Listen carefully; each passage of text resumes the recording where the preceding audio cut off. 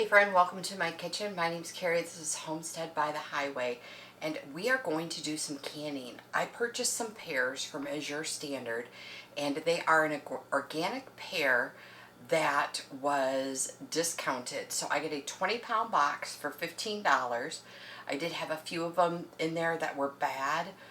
Not totally bad, but I'll need to cut around the spots and whatnot. But I thought, what better way to get these used up before we can get to all of them that we can eat is to can them. I'm actually going to make two recipes. In this video, I'm only going to show you one. I'm going to create a second video for the other one to kind of keep things separate. And that way, if you only have a small chunk of time, I want to honor the time that you have to share with me. So I am actually going to be using the Ball Book of Canning and Preserving. In this, there are two pear recipes that I want to do, but we are going to start and do this video with pear roasted garlic preserves. This sounds amazing to me. You know how I feel about garlic if you've followed my channel at all. And so we are going to make up some pear roasted garlic preserves. I already have my jars in my dishwasher. They are already hot rinsed and all of that. But I need to get this in the oven so it can start baking. So we are going to do this. I'm hoping that I'm going to have enough garlic, believe it or not. I cut up all my garlic and got it dehydrated or minced up and into the freezer. So I'm hoping what I have is going to be enough. So it does say 1 garlic bulb. I have little ones, so I'm going to actually use 3. Then 3.5 to 4 pounds of pears. The pears I have are D'Anjou's. It's D-A-N-J-O-U. I'll put it down below. Red Transitional with Azure. Transitional fruit means it is a farm that is trying to go through all the licensing to get certified organic. They're not certified organic yet, but they're trying to be. So these are not officially organic, but they are transitional organic. So we're going to go with, I'm going to call them organic in my eyes. If they're looking to get their license and get certified, then they are that close, because that is a really hard and expensive license to get. So we are going to use these in this recipe today. And so it says 3.5 to 4 pounds. I'm doing 4 pounds because I feel like I'm going to have to cut off. I have some small bruises and stuff like that that I'm going to need to get rid of. 1.25 cups of sugar. My sugar is white sugar. It's going to look brown because I use pure cane sugar. So 1.25 cup sugar, 1/2 cup of water, 1/4 cup of apple cider vinegar, and this is, and it specifically says be sure it has 5% acidity. This is Azure apple cider vinegar, and it does say 5% with the mother in it. So we have that. I need 4 tablespoons of Ball Classic Pectin.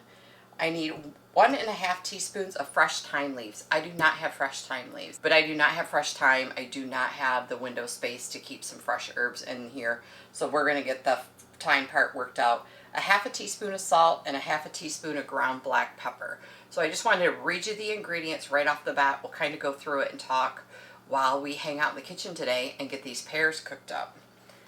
So the pears say 3.5 to 4 pounds, and peeled, cored, and cut into 8s. So we're going to do that and get these into the oven because they are going to actually bake in the oven along with the garlic.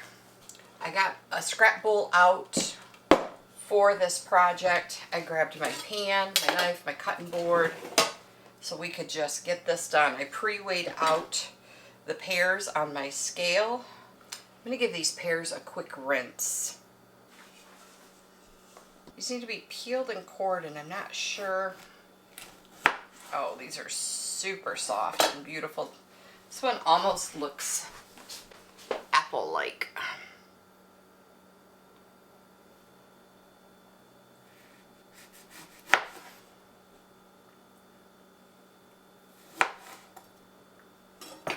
I actually haven't even eaten one of these yet. My husband ate one last night.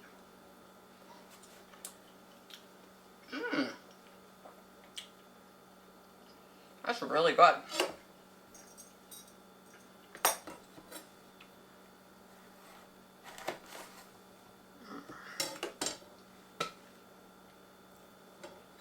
I am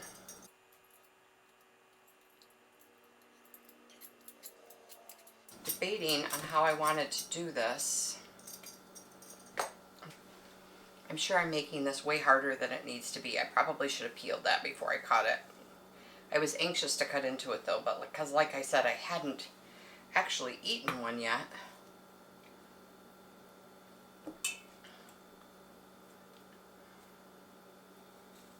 And a peeler is totally not necessary because there's a little bit of, I don't want to say crunch, not crunch like an apple, but almost. It's just shy of that. And I like the taste of pears, but the texture to me, for the longest time, I never will like intentionally buy a fresh pear because of the texture. But maybe I just had a bad one once and didn't really know either underripe or overripe, because this was really good. And I'm sure varieties matter just like in apples, because I'm a picky apple eater. But let me know, what is your favorite kind of pear and why? Is it the texture? Do you like them a little crunchy? Do you like them softer? I would definitely buy these again.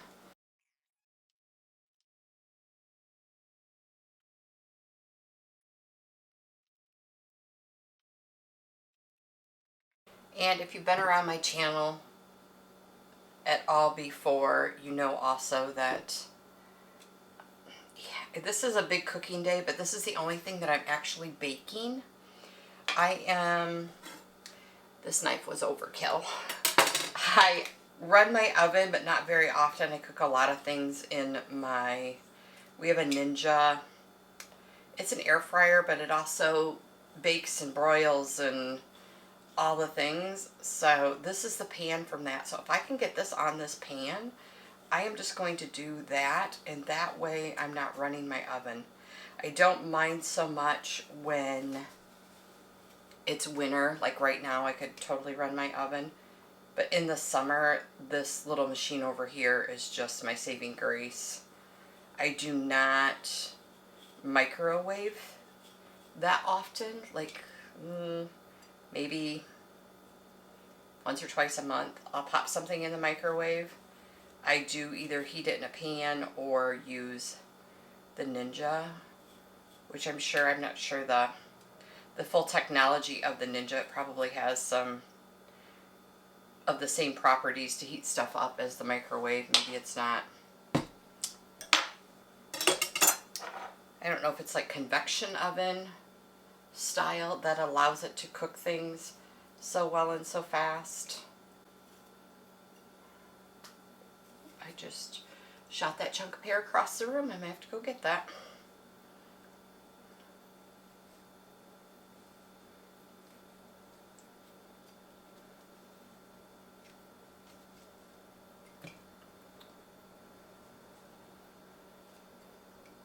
And so I'm just going to clean these up. I'm going to cut them into eighths. I'm going to get them onto the pan, and I will bring you back when we're going to throw them into the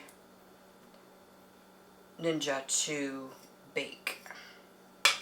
Doesn't say anything about cutting them and putting them in like lemon juice water to keep them from browning or anything.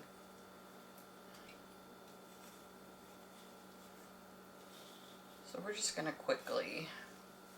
We don't eat a lot of jelly and stuff like that. I do make some. I have a video where I made some from the forsythia flowers on my tree out back.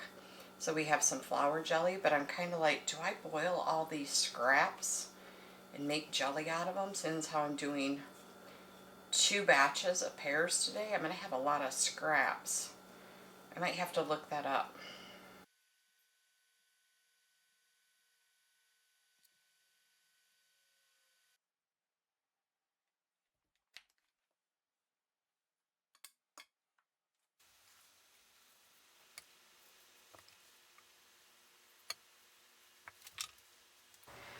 Okay friends, it's time to get our pears out of the Ninja and we're going to put the pears in here with 1/2 cup of water, but we're going to put the garlic back into the oven for 15 more minutes. This is, there's not much juice in there. Like I said, like I thought, adding that sugar though created a whole layer of like sugar cooked onto this pan. So I hope I didn't ruin this pan because it's my favorite pan to use in that because it cleans up really, really well. I'm just going to use this.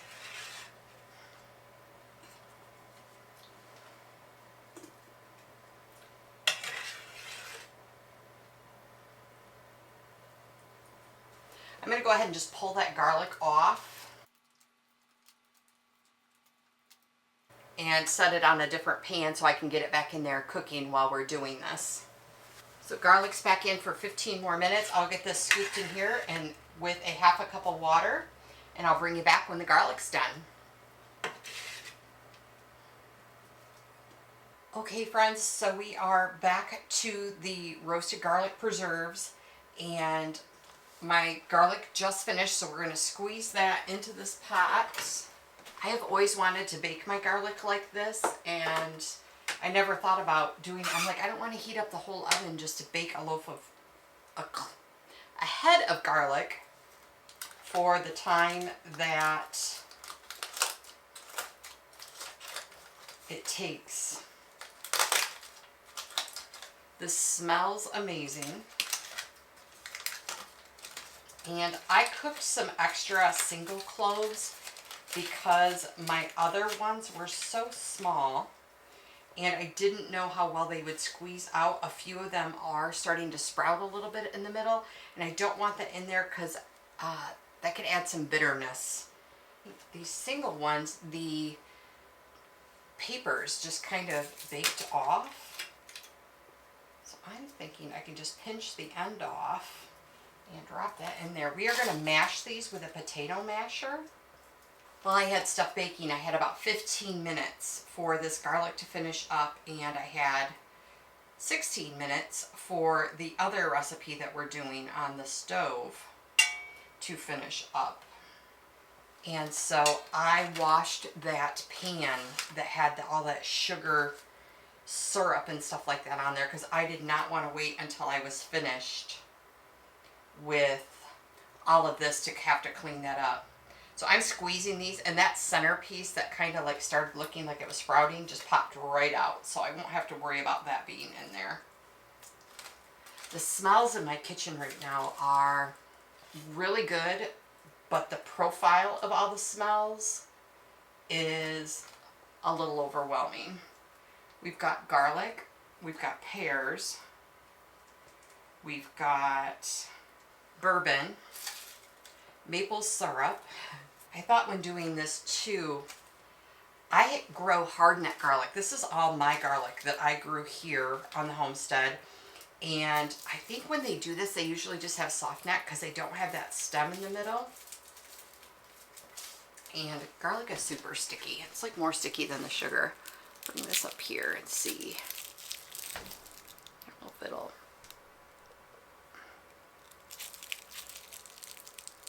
I squeeze, you can see that that center stem is what is starting to sprout. So we'll just squeeze those out of there really quick. Yeah, I think if I ever did this again, I would take more of the outer paper off. Only because my fingers are totally sticking to that. And these little green sprouts might be perfectly fine in here. I just don't want to risk it making it bitter. That was another reason why I cooked more than just one head of garlic, because I knew that I wasn't going to get all of the centers. Oh, that was a really good one. I wish I would have been up closer. Maybe you'll be able to see it.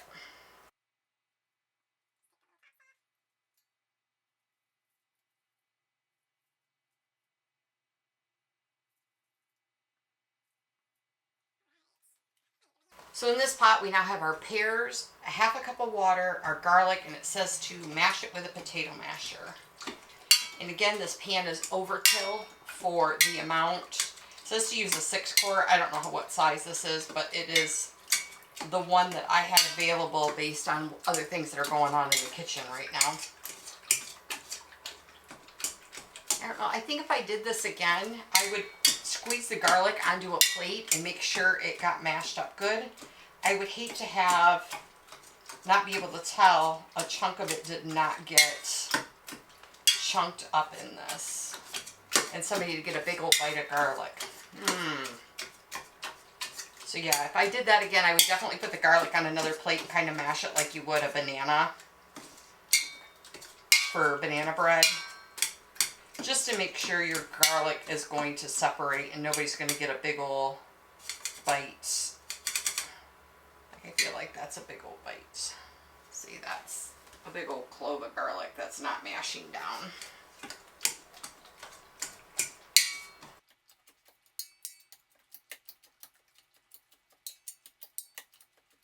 All right, so now we're going to do 1/4 cup of the apple cider vinegar into here.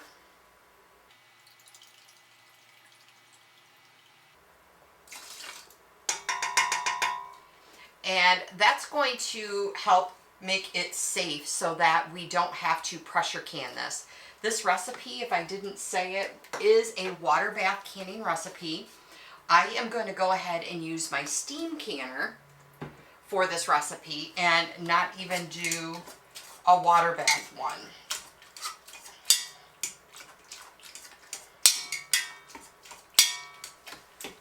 If you've never seen a steam canner, I can show you that. I've only used mine a couple of times. It's great for jellies and things that can be water bath canned, that have an acidity level that is appropriate for water bath canning. And this is. With that, all right, so we're to the point now to where we're going to add the last of the ingredients to this. I'm going to pull this over here so I don't mess these up. So it says add the last 4 ingredients. So we're going to do 4 tablespoons of the ball pectin. I just happened to buy this when I started canning. It looks like I've used it once. I'm not sure what jelly I made that time. But it says 4 tablespoons of the pectin. I have used for jams and jellies and recipes Pomona's pectin, which allows you to use less sugar. This one doesn't have a lot of sugar in it though, so I wasn't worried about using the Pomona's.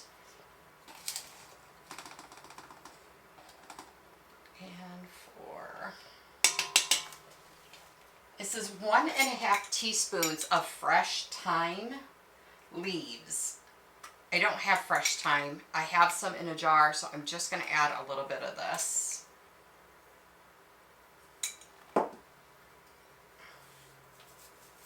I'm going to add less. This is probably 1 teaspoon. When it comes out, if you need more, if you're using it for something, then you can add more. But right now, I am going to go error on the side of less. We've got 1/2 teaspoon of salt.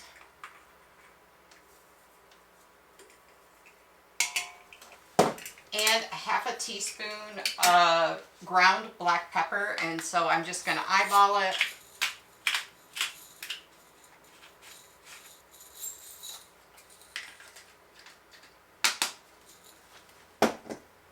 And give that a good stir. I'm going to add 1 cup. That last remaining cup of that sugar is going to go in here. And this is a 1/2 cup measure.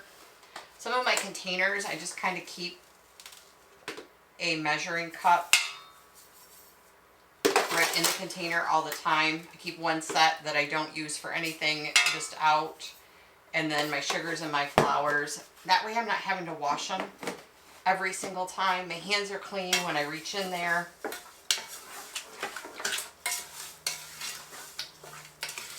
All right, so we are going to bring this to a boil. I'm going to move back over the stove. All right. So I don't even know. So this one is really lumpy, which this is the one that is preserves. So it's going to be a little lumpy. And we are going to get this boiling. So this is a steam canner. And I will walk you through more of it in a minute, but I want to get this other stuff ladled up and into here. But in the meantime, I need to get water in here. In this This is the rack it sits on. This is all the water you use for steam canning versus when you water bath can, you use enough water to cover the jars. So I'm going to fill this up. There is a line. It says about 2.5 quarts.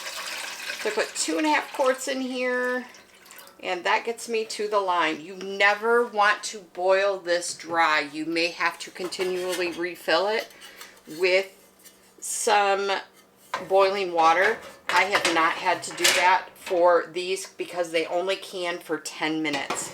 So it does not take long at all for this to go because it is a short amount of time. So we're going to get this warming up, and then we're going to move over and get these jars ladled up. In my thing.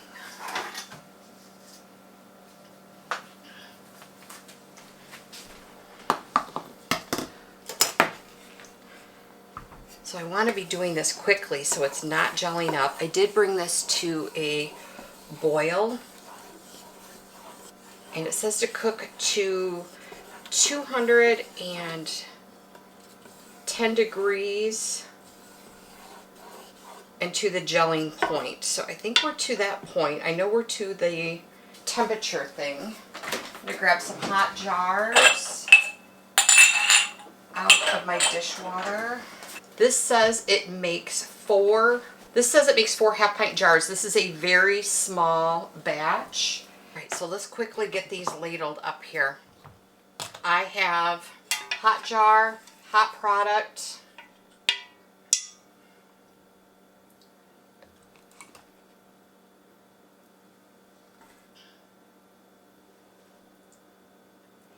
and these go to 1/4 of an inch of headspace.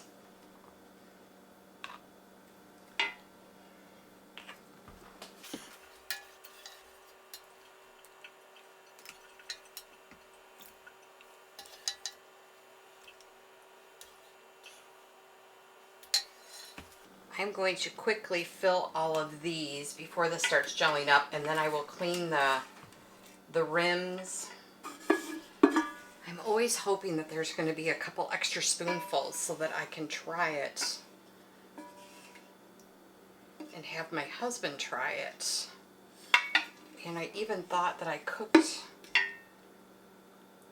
some extra pears so that would happen. Friends, that took me right up to where I need to be on each of these. This jar here is just vinegar. I have a giant jug and I just put it in this glass container to keep some up here.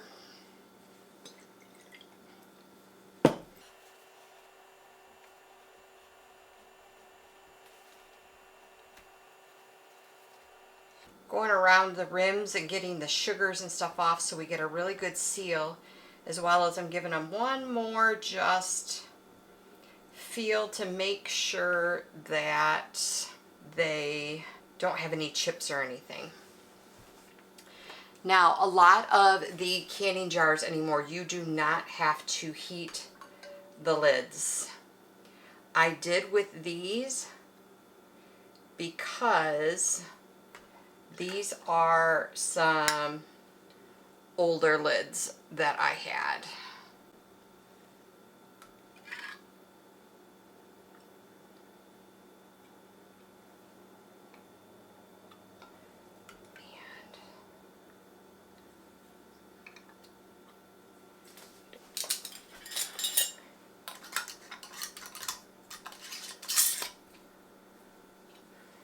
These are just finger tight.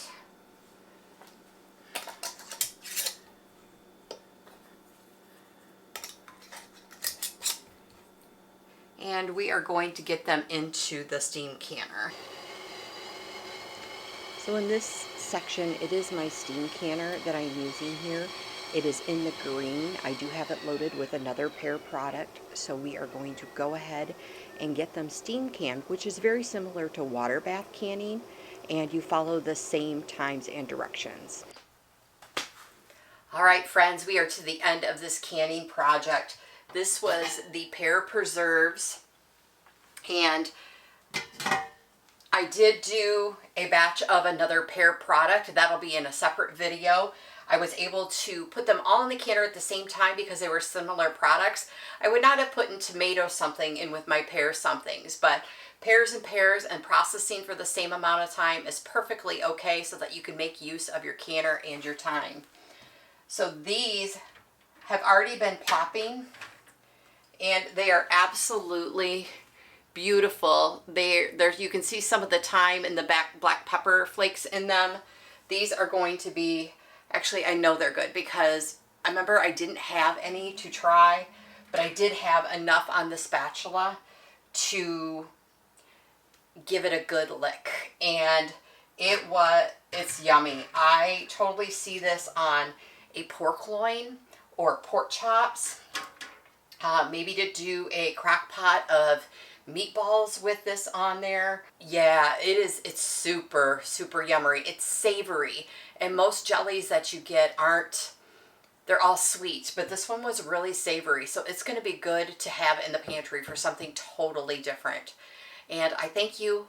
I appreciate you. I appreciate your time, and I'll pop a couple other videos up here. And let me know where you're from. What is your favorite kind of pear? If you're a canner, put down below the kinds of pears that you have canned with and had great success, or maybe you canned one and said, nope, I will never use that pear again. It just didn't can up right. Give me your tips and tricks. Thank you, friends. Have an amazing day, and we will see you soon.